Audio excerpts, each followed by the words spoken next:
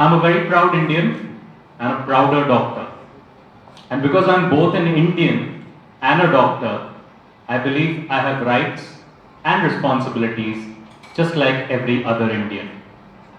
Unfortunately, when the name doctor comes up, then people tend to only think of rights that patients have, but they tend to sometimes forget that behind the white coat may be another human being who also has rights as he has responsibilities. India is a very diverse country, and in India, as we go ahead and look at every single state, we find that it's almost a continent, not really a country in that sense. And we all have very interesting food habits. Most of us are heavier than we should be. Most of us eat food that we should not be.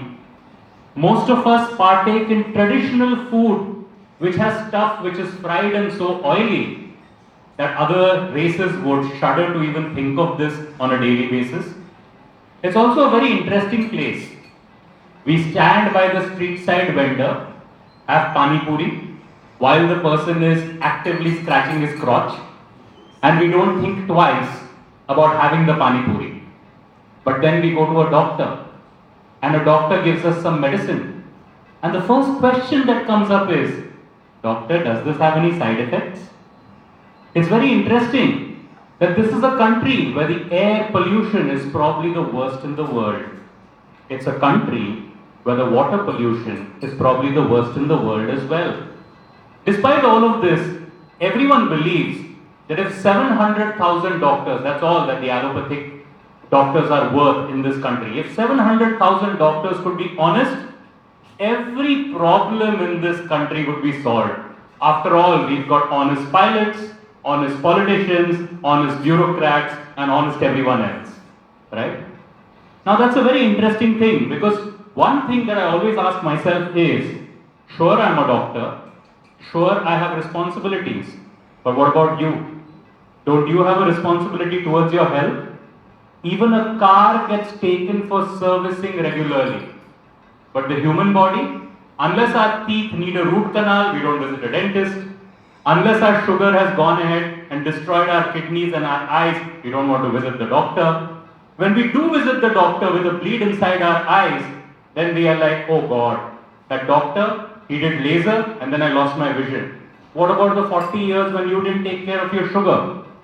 Why do you only have rights? Why do you not have responsibilities? Let me give you an extreme example. I had a patient, and I write about this in the preface of this book, Dear People with Love and Care, Your Doctors. So in the preface, we write about this particular episode.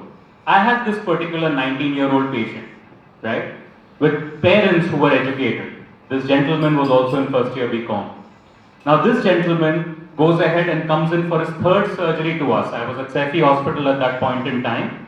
I'm a facial plastic and cosmetic surgeon, and he came in to set his face right, which had been badly broken, again, because he was not wearing a seat belt and driving his car. So he came in for his third surgery to us. We decided to perform the surgery. We asked him to be nil by mouth prior to the surgery.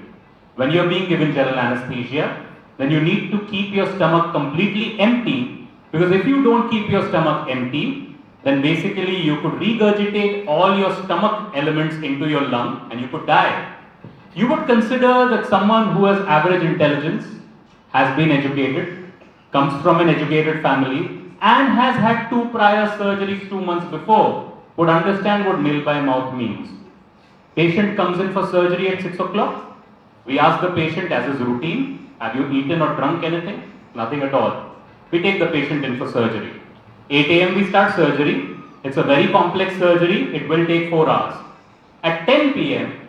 or 10 a.m., all the alarms in the OT are ringing. And I'm like, what's going on? And my anesthetist is like, his PO2 or his oxygen saturation is dropping continuously, which means that he's not breathing well enough, which means the lung machine is not doing its job. We didn't know what was happening, but when we put the stethoscope, we realized that one side air was not going in because we couldn't hear it through the stethoscope.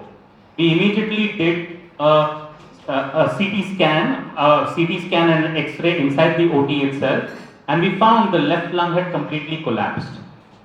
Collapsed why? because the patient had milk half an hour prior to the surgery, which he did not inform us about, and had aspirated this under general anesthesia, and now was fighting with his life. So we needed to shift the patient into the ICU, so I came outside to tell the parents this. The moment I walk out and I tell the mother that your child has aspirated something, looks like the child has eaten something, the first reaction is, you killed my son. Did I really? Did I have a clue on this? Do you only have rights? Do you not have responsibilities? Are you not responsible for your son living the next day? And if you are not responsible for your son living the next day, why should I be? I don't understand this. Every other place we expect our own rulers to be responsible, but we are not responsible for our own health. Luckily for us, the child survived. Luckily, he went ahead and got operated later. But you sort of get the gist of what I am talking about.